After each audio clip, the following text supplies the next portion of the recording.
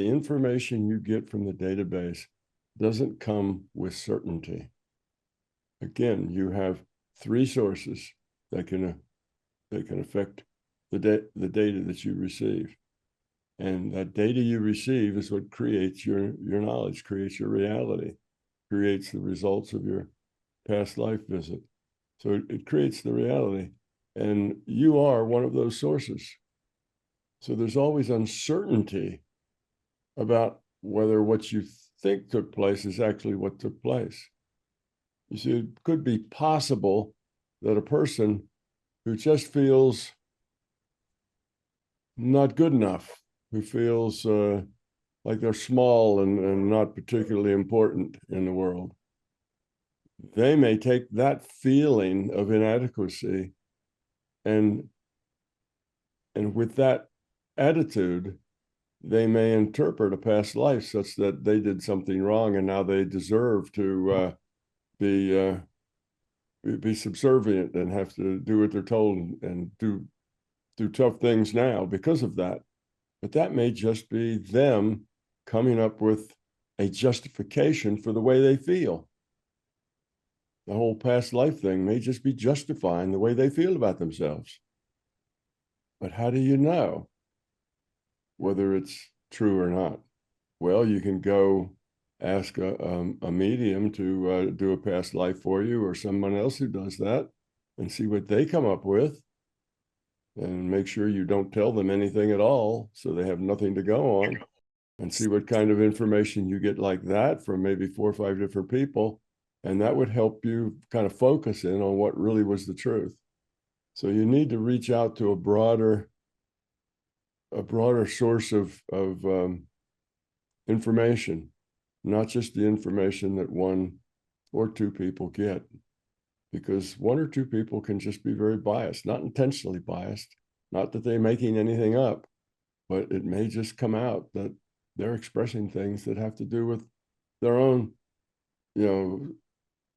dynamics inside their own minds, their own growth. And it may not be what they think at all.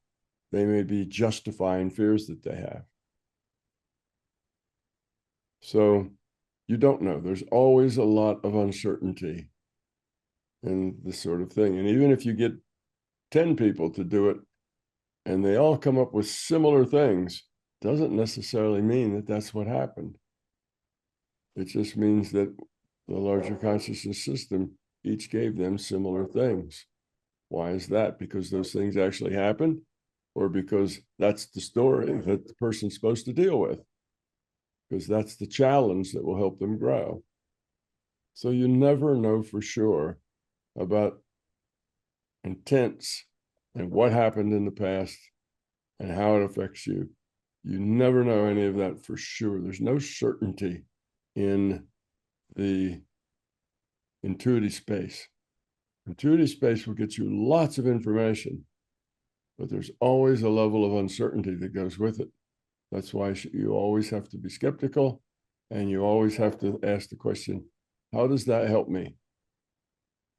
If I assume this is true, is that good? Has this been good for me? Am I growing and becoming love? Is this a positive thing for me? And if it is, then that's probably a good interpretation. If it's no, it's not. I'm becoming less of a grown person. I'm becoming unhappy. I am growing resentful where I wasn't before. And if you see it's pushing you in the wrong direction, then let it go. It's not useful for you. Judge it by how valuable it is. And if it's valuable, it doesn't matter whether it's right or wrong. And if it's non-valuable, it doesn't matter whether it's right or wrong. Neither one matters. What matters is that you make choices here that move you in a positive direction toward love. And the context in which you do that is not particularly important. I'm Tom Campbell. I'm glad you're here. I hope you're enjoying the content. If you do like our content, then you should consider being a Patreon member. because Patreon members get early access to our special content.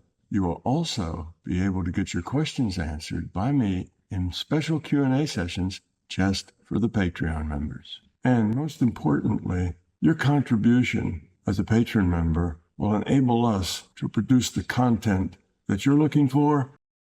So thank you.